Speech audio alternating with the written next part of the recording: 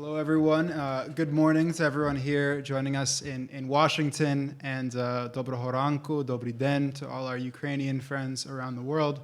I'm Andrew Daniri, resident fellow at the Atlantic Council's Eurasia Center. I'll be moderating this panel, and like Katerina said, we are going to make this super dynamic, super quick. We have about 30 minutes left in our time here. So we're going to start off with Mr. Robin Seward is going to be our first speaker. He's online. Robin, please feel free to begin, and I'll ask the rest of our panelists joining in person here to please come up to the stage, and we will get to you all very shortly. Robin, over to you.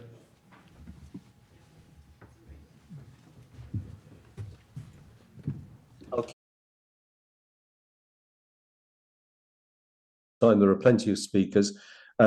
Just briefly, my background is as the former Deputy Special Defence Advisor of the UK in Ukraine, embedded within the Ministry of Defence and responsible for strategic reform of the security and defence sector from 2017 until 2022, about 4 months after the war commenced. There are a couple of things I really wanted to say, just to aid the sort of context of the discussion. If we go back just a short time ago to 2019, it was assessed at that time there were something like 370,000 veterans in the country, just from the conflict from 2014 onwards. And a total of something like 1.6 million veterans from all conflicts still alive in the country. When you consider then a population of 40-odd million, that is a huge percentage, and that doesn't account for the civilians. And I think we tend to leave them out quite a lot. That figure's increased dramatically. And it isn't that nothing can be done about it, that we need to provide expertise on the ground. We need to actually get people to go and seek help and so on. That's for sure.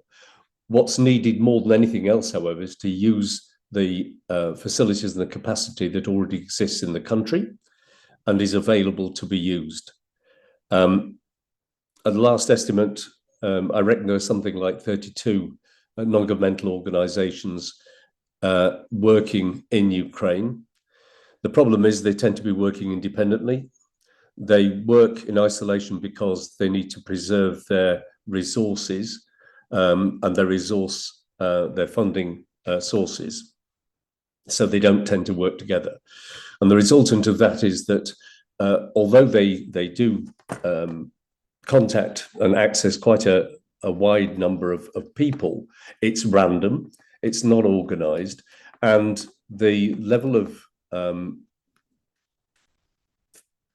therapy assistance that they can give is varied considerably. There's no consistency to it at all. And that's a big problem, especially later on when we discover that the stability of the country relies upon a population that has been treated appropriately for the damage that's been caused by the war. So that's the first point I would make. David Plaster, I think he's going to speak a little later. Can I ask you to finish up in 1 minute? We have a ton of speakers left. 1 more minute. Thank you. David Plaster, I think he's going to speak later, asked me to make a comment. We've worked together in the past in the country, and I would say there are a number of established non-governmental organizations, including his, which is an anomaly, that has access to a very wide base of non-governmental organizations and government actors at the senior level, who can coordinate the activities of NGOs within Ukraine, given the opportunity to do so. But it is a matter of coordination that is lacking more than anything else. Clinical expertise does exist. It's varied all over the place. So as an element of that is needed, but it needs to be coordinated above all. And really, that's the message I would be sending. It needs also to be coordinated, not just in the US, where I'll give an example of, I know two practitioners currently in California within, if I can use the expression, spitting distance of each other, who simply did not know each other a matter of 2 weeks ago. And this is a story that goes on in the UK and elsewhere as well. So it is that key element that needs resolving, making use of the resources that already exist and the contacts that already exist within country and coordinating outside the country. Thank you. Intervention off the top here. Like I said, we're going to try to make this as dynamic as possible. So to all our speakers here, I'm going to introduce each one of you. You'll have a chance to briefly, and I do mean briefly, talk about your work, and then we'll try to get to some questions at the very end before closing off by 11. So with that challenge, I'll give it to James Hutton, who's a former Assistant Secretary of Public and Intergovernmental Affairs at the Department of Veteran Affairs here in the United States, to kick us off. Yep, that's me. So thank you very much. Yes, also, just briefly on a bio note, I was in the Army for 27 years, so I consider that a much bigger part of my life. But as an Army colonel in Iraq, I saw the medical system there, I saw the medical system here, I saw the medical system at VA, and they all have to work together. And one thing I would encourage you, and I heard a speaker earlier, I think it was Peter Ducey, who talked about not building buildings and hospitals, but getting care to soldiers and sailors and airmen and Marines where they live, and allowing them to go to private facilities. And we had a thing called the Mission Act in the last administration, which allowed people that were getting their care at VA, when they couldn't get the care they needed there within a certain time, or they didn't have the expertise, they were allowed to go into the private sector and receive care, which we paid for. Now, I know there's been some kind of pulling back from that now, but one thing you don't want your medical system to become is this behemoth. Our budget last year for the VA, or for the next year for the VA, is $370 billion. You can't afford that in Ukraine. What you can afford, though, is to center your focus on the veteran and get him the care, or her the care, wherever they need it, not so much building buildings. In our VA system, we have more than 170 hospitals. 170. And I'll give you one example of why you don't want this exactly that way. There was a hospital built in Denver, and it was originally budgeted for $600 million. And by the time it was completed, we had spent $1.6 billion. That's right, $100 billion over budget. And that wasn't helping a soldier or a Marine. That was helping build a building and staffing it with lots of officials. And you don't need all of that. You need some of it. You need policy, and you need people to distribute aid and benefits, but you don't need a lot of physical structures. And I don't think that Ukraine can afford that kind of system. Ours was built out of World War II, really. At the end of World War II, 16 million men had been in uniform. 16 million. So the country was not prepared for that kind of numbers. And they did build a lot of hospitals. And then as we grew, and we continue to grow. When I started at VA, we had about 300,000, and this is in 2014, about 300,000 employees. When I left, there were 450,000. I'm not sure that that's delivering everything that we need, but one thing I can say about bipartisanship in this town, which is a rare thing, there's a lot of bipartisanship when it comes to VA, and that means spending a lot of money, and both sides are enjoying spending that money. Believe me, they do. In a lot of cases, it's necessary, but in some cases, it's not, and it should be. I would leave you just with this one thought, to be brief, is center your VA care, your Veterans Affairs policy on the veteran, not on the structure and not on the system, but on the soldier. And when you do that, you'll find solutions that don't cost as much and give better care. James, thank you very much. Very efficient. We'll see if any of your fellow panelists can beat it. I should note that the topic of our panel is what should the veterans policy in Ukraine be for solving the socioeconomic problems of demobilized military. And to take this conversation forward, we're going to go to Victor Pihulia, who joins us. He's the chairman of the Vinica regional organization, Vilni Tavirni. And Victor, over to you. Is Victor online or in person?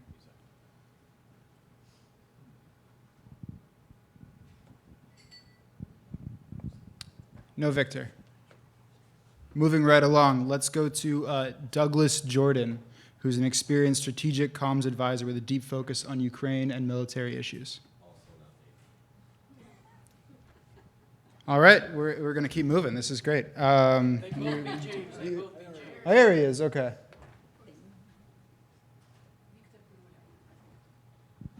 Do we have Victor? Victor, вітаю вас. Can you hear us?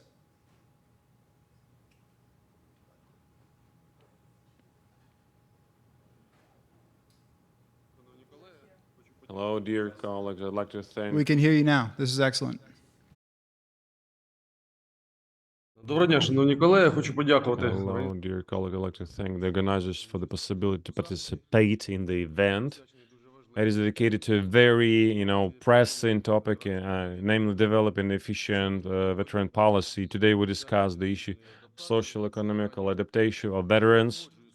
I do agree with colleagues that we need to have a, systemic approach to this issue.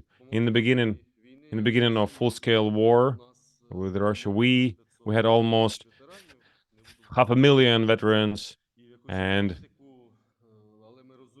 but we understand that after the end of the war, though unfortunately there will be, much more veterans. Therefore, after the end of the medical and psychological rehabilitation of all the servicemen, there should be a stage of professional integration, and this element plays a crucial role in veteran policy since it will help veterans to get back to the civilian life. We believe that the experience of the United States in terms of psychological rehabilitation veterans will be interesting for Ukraine, especially professional rehabilitation of the Department of Veteran Affairs helps veterans to get and to get a support and get a necessary job.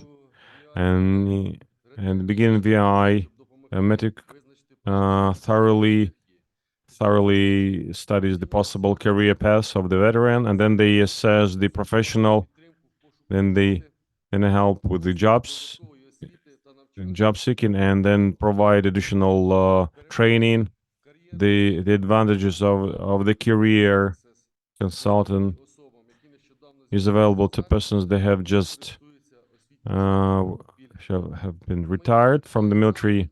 In my opinion, the experience of implementing this program will be useful for Ukraine because it supports veterans in the areas where they have professional experience. I'm a volunteer myself. Many times I've been to the front line, and the NGO, which was created by Vitaly Gersak, is the organization that cares about the issue, cares about the rehabilitation of veterans in the peaceful times. They conducted a lot of activities for families and veterans, and they provide support, and so they organize events where children and wife and the servicemen meet together, and when you see the happy eyes of the veteran who gets back to real life with a smile on his face, and wives and children thank us that a father, son, or brother gets back. reintegrate into peaceful life with such events. We're very thankful to you for providing the opportunity to speak at such a conference. Thank you for understanding, and we do hope to get a support from you. I hope that we believe that the work that you're doing, your ample experience, I think, can be used and utilized in our country. Thank you very much for for for for attempting to help our servicemen and veterans. So glory to Ukraine, and thank you very much again. Sure, really appreciate it. We're coming back to the DC group here. Michelle Poma from Superhuman Center in Ukraine. Please tell us about the work of your organization, especially in regards to the socioeconomic situation with veterans. Okay, so talk about speed. Superhumans was built in 4 months. Superhumans is in Lviv, Ukraine. And as our founder, his name is Andrei Stavnitzer, said, it's the ultimate act of faith and defiance to build something during the war that's helping right now on the ground in Lviv. We've already helped over 400 amputees. And this happened we opened on April 14th of last year. We've now are coming to facial reconstruction. What I want to say about Superhumans is that there are 3 legs to a stool, and all these 3 legs are so important. We talked about mental health here, and we have a psychology department, and we're really working with their mental health, their physical bodies, of course, for rehabilitation, and then, of course, what will they do afterwards? And how can we keep a sense of purpose that's so important for the veterans? How can we keep that at the forefront? So that is and we don't have enough time to go into everything today, but Superhuman Center, if you look it up at superhumans.com, you'll see exactly the work that we're doing, and I think we would appreciate all the help. And on a different level, if you want something done, as our founders have done, Andrei Stavnitzer, the CEO is Olga Rudneva, so I think that some of you know, and Philip Grushko. I think that there are people who said, we're gonna get this done. They built it in 4 months, and I think speed on the ground is everything. So that's really what I want to say today in this very short time. Thank you very much, Thank you Michelle. for having me. Of course. You're the new leader in the clubhouse when it comes to efficiency. And I'll go back to our online speakers. Roman Sheremeta, he's the chairman of Ukrainian American House and the founding rector of American University in Kyiv. We do not have him. Excellent. Let's come back to DC then. Can we go to John Wagner, please? Do we have John Wagner? There he is. All right, I'll try and move this up a little bit. I know that when Katerina asked me to come, and she said there's going to be a dynamic group. I think she was looking at me to try and help do that. James and I met in Iraq 20 years ago in the palace, and we both had similar experiences over there, although I've got 35 years of service to James 27.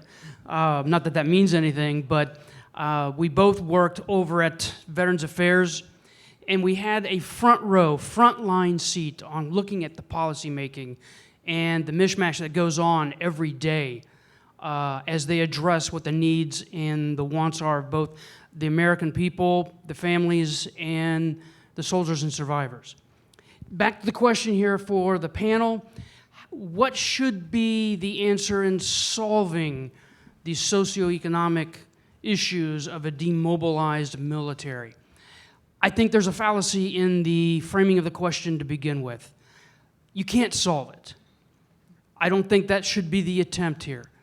I think the attempt here should be, as they build this, that they look at building a framework in legislation that they can hang everything else on.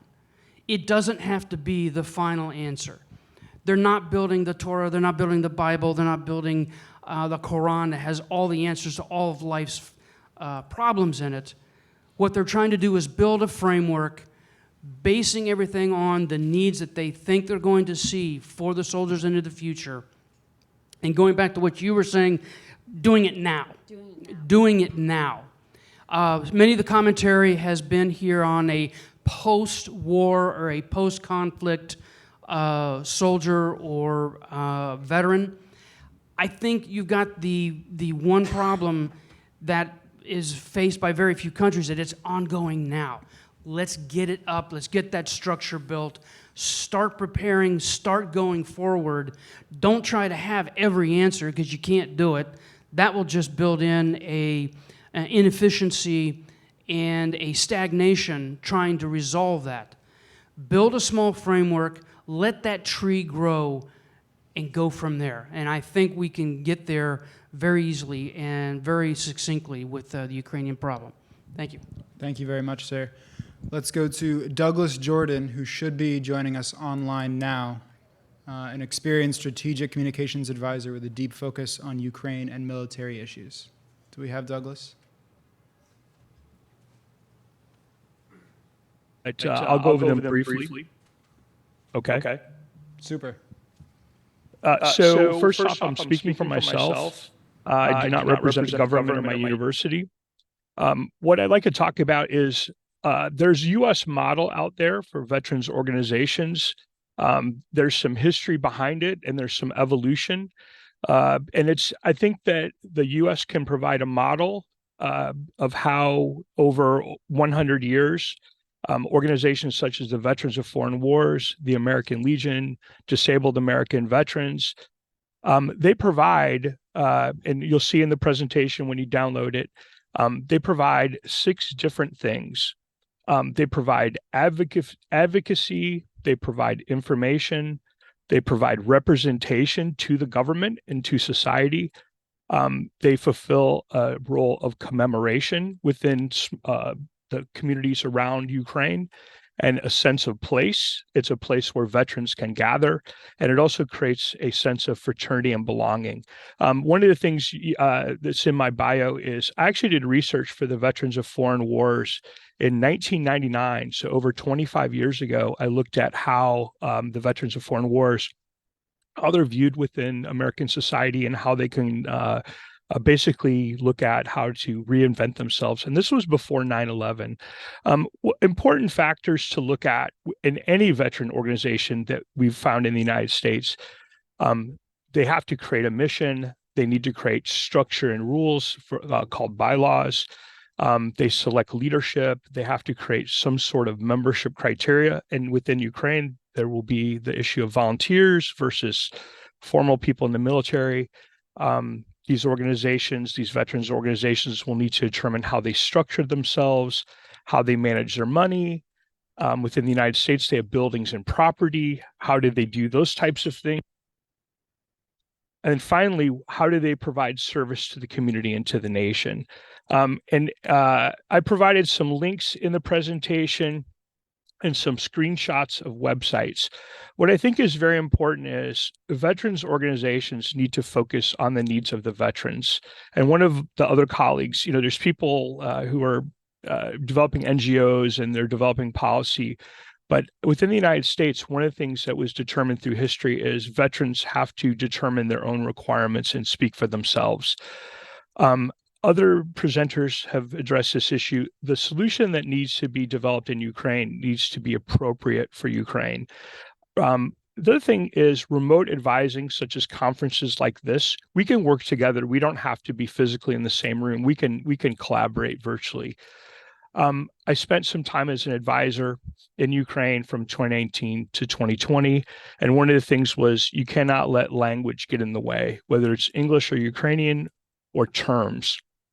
And one of the things I would say, and I found this to be very important, there's no one that knows everything. So I don't know, as you're collaborating and asking questions of yourself, I don't know is my contact information. I appreciate being invited, and I look forward to working with all of you. Thanks. Spoke on the first veterans panel, before the ministry was even created, next to who would become the first 2 ministers and the chief of the committee, basically about a plan of action. At the time, the U.S. policy was, let's copy-paste the American VA system. That'll work. I was like, without explicitives, not today. There are great things. We do have the best thing. We have the biggest sample size of veterans in the entire world. At the same time, we also have a very ginormous bureaucracy. But I do believe that Ukraine has a solution for that, and I think that will be very interesting going forward because Ukraine also has bureaucracy and they've been using tech in a way we have not been able to do so. So I will briefly go over some of the slides, but I want to first point out that we are, Veterans Affairs this day is actually part of the battlefield. Many soldiers feel like they're still on the battlefield, and the reason why is in a fifth-generation warfare format, you have this omnipresent battlefield. So you can't really leave the battlefield. They don't really tell you that when you go to the recruiter, right?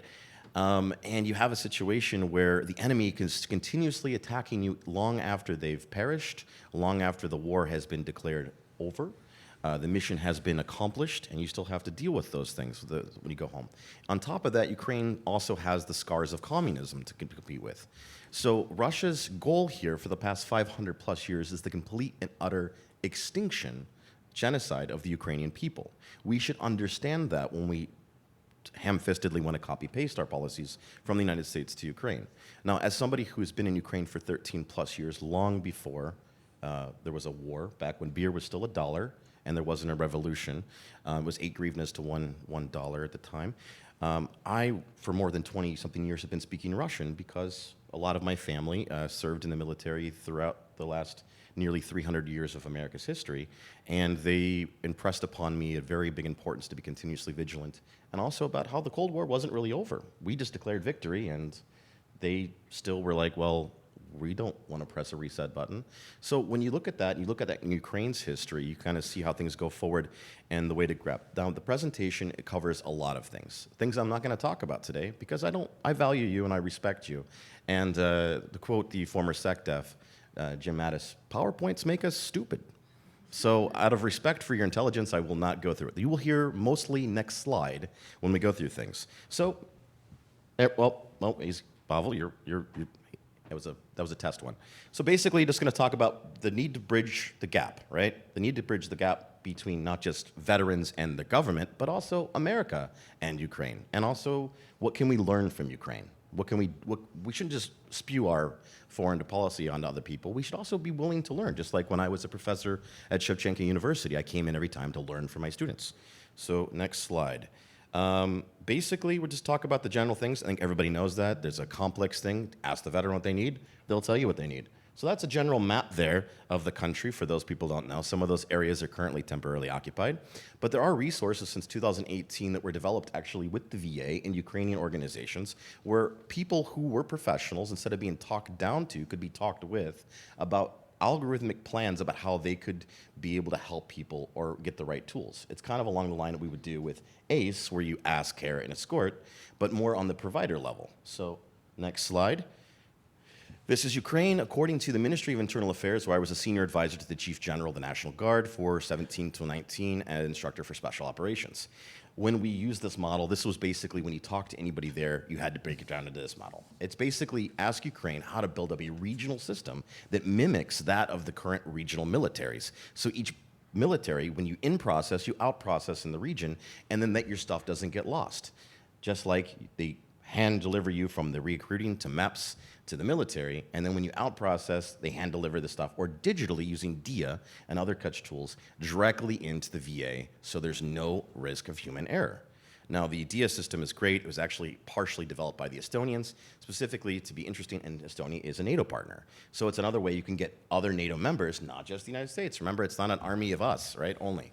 There are other people there that probably do care about this. Briefly, next slide. That's kind of our presence of partners. And next slide. This has been going on since, like I said, 2016, community-based organizations who said, hey, we can't wait for the government to build a VA. The Russians are continuing to destroy our heroes off the battlefield at home through suicide. Because when we kill ourselves, when we cease that life, we no longer have any other solutions. So the goal is to wipe that option off the table. Push-ups, in my experience, have not stopped anybody. Calling your buddies, 22 a month instead of 22 push-ups a day. While your biceps might suffer, you actually might have better results.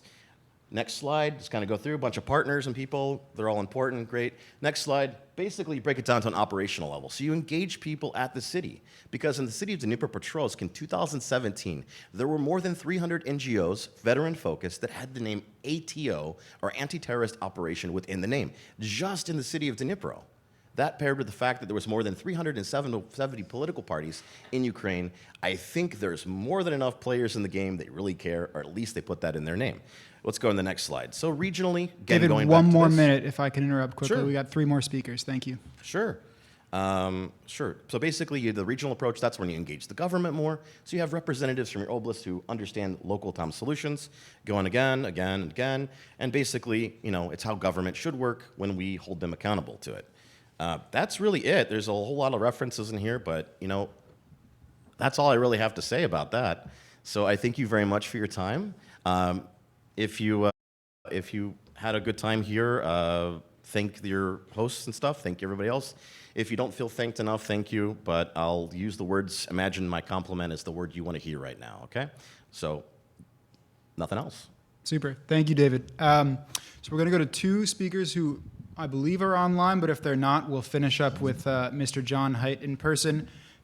First up, we have Valentina Schulz, deputy head of the NGO Vilna Tavirny, and a member of the Odessa District Council. Do we have her online?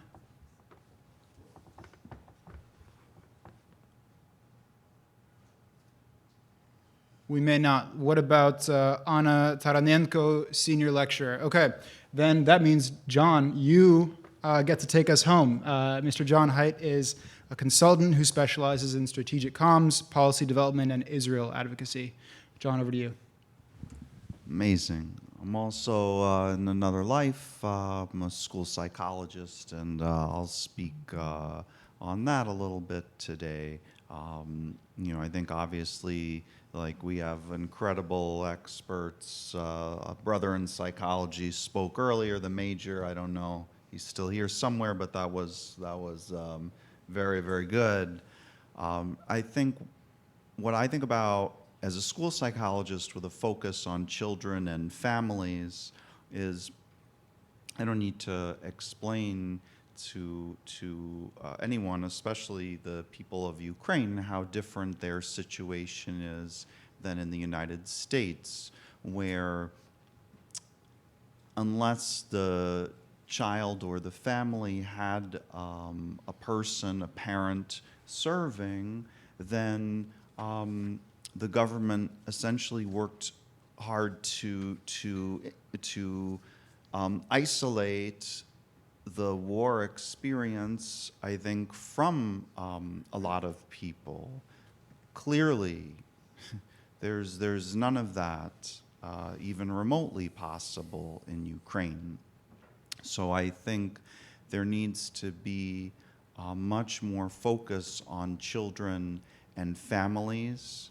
Thankfully, many wonderful services can be delivered in schools or remotely. So I think supporting the veteran is also really, really about supporting the family to help them understand not only how to work through their own trauma that they experienced, which will be significant and already is, but also how to understand the differences in their parent behaviorally and emotionally. I think those things are really critical. So in that way, supporting a child or children, whether it's in school or within the community, will, you can't even put a price tag on that. The effect not only is that going to have on the veteran, but the functioning of the family. And that I can understate how critical that will be in this situation. Thank you very much. Excellent. Thank you, John. I've just been informed that we actually now may have Ms. Schulz and Ms. Taranenko online. If we can, let's please go to, do we have Valentina or Anna on the screen here? Anna, all right. Anna Taranenko, senior lecturer at the Department of International Relations at the National University Kyiv Mohyla Academy. Anna, thank you for joining us. 2 minutes, over to you. Thank you. Dear colleagues, it's a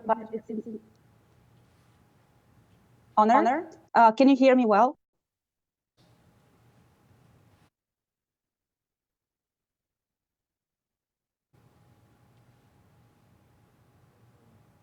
Okay, fine. Yes, so just very briefly, my topic is about Telegram-based resistance of Ukrainian government-led volunteer forces. And just to, the gist of it is that it's a research project which was conducted by my colleagues and me, the three of us, Katrina Sirnyov-Dolgoreva and Ksenia Yurtaeva, under our fellowship at the University of Michigan, the Weiser Center for Europe and Eurasia. And so the focus of this research is more on social media and how social media, in particular Telegram, was used during the first year of the full-scale Russian invasion. And so the most important takeaway from that research is that actually among strategic communication, information and psychological operations are two most important types and the most relevant types of strategic communication used during this first year of the full-scale invasion. And so the main idea, we looked at two Telegram channels, the Stop Russian RIA and the second one, Internet Війська Ukraine. And the idea was to see how Ukrainian government mobilized civil society members, so volunteers, Ukrainians, but not necessarily Telegram users, in order to resist the Russian aggression and to guarantee information and cognitive security of Ukrainians. And so our findings are that psychological operations, psychological warfare is critical, and that Telegram is effectively used by Ukraine in countering Russian cyber aggression and disinformation. It's a communication platform between government and volunteers, which is useful for coordinating their efforts. It's a tool to anonymously target Russian and pro-Russian, pro-war Telegram channels in order to ban disinformation, propaganda, hostile and sensitive content. And also it's a way to publicize among general public successful cases of counteraction and enhance further resilience. And so among information operations, the most crucial ones are such as spreading awareness and informing about the war, different audiences, domestic as well as international. And as to psychological operations, the important aspects are trolling or demoralizing the enemies while keeping the morale high of Ukrainians, civilians and military. So we happy to further discuss and share the results of this research with those who are interested. And thank you very much for the opportunity. Wishing all the best to all of us, to the participants. Thank you. She brings up a good point. We'll be able to share more information with our audience after the fact via email. I've been told that Valentina is in fact not online, so we're gonna, she is online.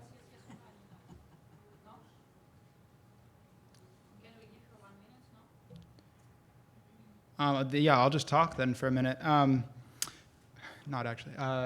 Valentina, would you like to wait? Yeah, no problem. Sure, then I guess maybe a lightning round to our panelists, especially in person here. You know, if...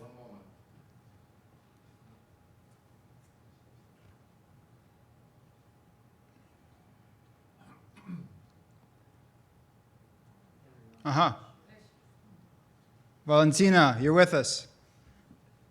Excellent. Thank you for joining us. Very briefly, please tell us what you're up to and your activities supporting veterans in Ukraine.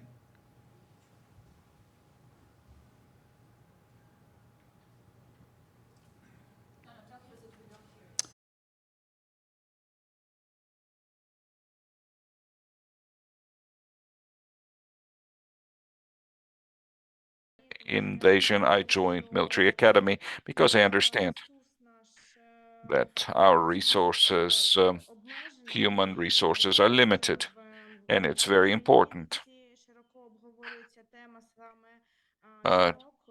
to involve more women in armed forces of Ukraine. We have heard many calls for women to join armed forces, and so I joined military academy to help military personnel and to defend my country. I volunteer from the first days of a war. I am constantly in Odessa and Mykolaiv region, bringing humanitarian aid and assisting various humanitarian organizations. We get many sad news, and as the war continues, we hear more and more sad news. We hear about suicides, and as we study American experience, we see that you have experienced such sad news as well. So this is our task, to learn from your experience, to adapt it to our Ukrainian realities, to make sure that we could minimize suicides in Ukraine. So our veterans could be returned to society as strong people rebuilding our nation. Thank you very much. Thank you for your assistance. We value it very much. Thanks for joining us and for your flexibility. And that goes to all our speakers here, especially your willingness to adapt to our time constraints. Very much appreciated.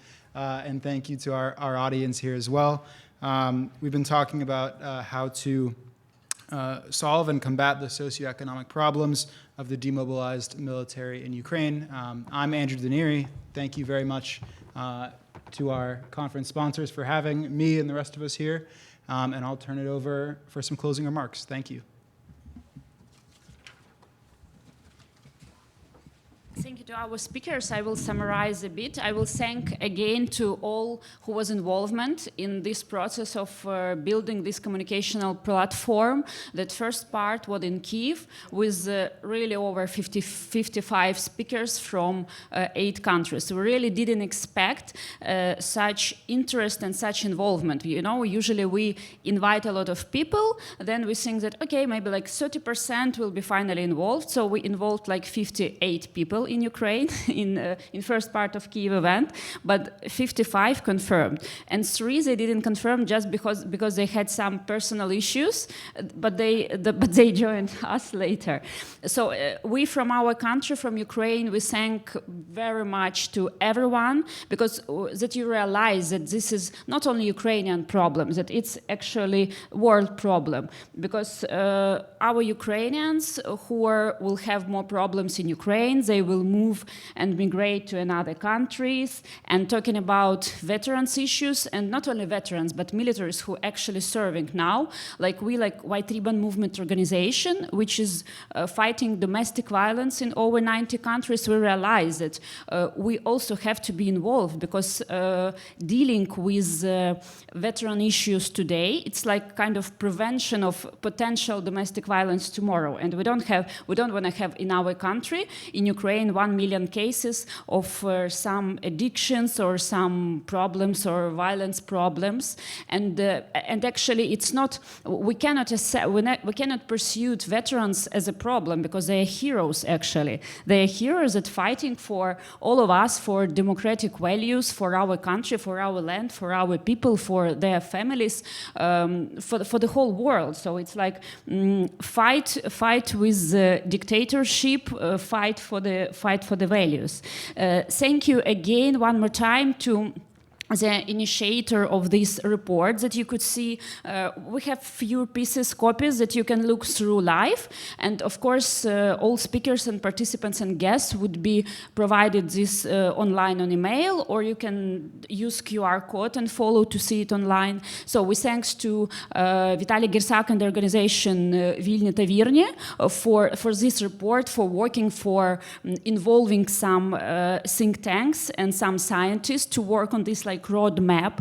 And I hope we all together gonna develop more and more and more, and we'll build like the best veteran policy in our country, and then we'll be able to share with other countries to develop and update their policies.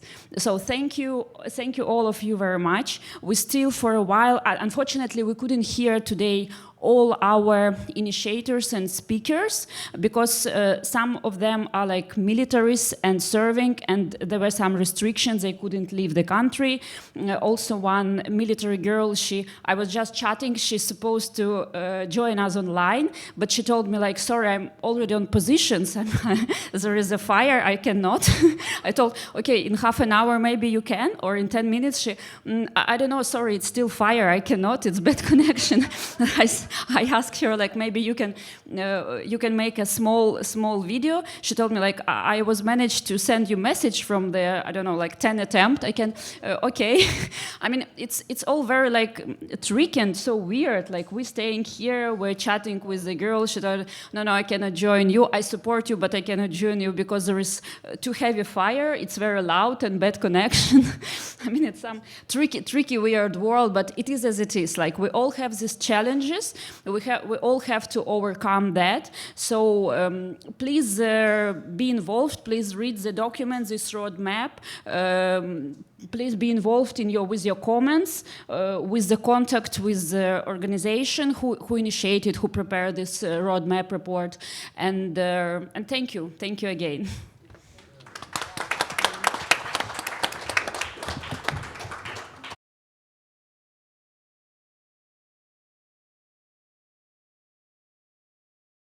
Everyone, my name is Katerina Pop. I'm Junior Sergeant of Armored Force of Ukraine. I'm sorry I did join you on Zoom. It's very bad internet connection. I want to tell you about adaptation of the veteran policy and that it is necessary right now. It is time to start the future for our veterans at this moment. Over the last year, we have been working on programs for rehabilitation and social adaptation of our soldiers and veterans with the Department of the Moral and Psychology Support of our military unit, and we have unbelievable result. Implementing this program is a very good idea if we do it right now. So let's start. Thank you for support and thank you for attention. Have a nice day.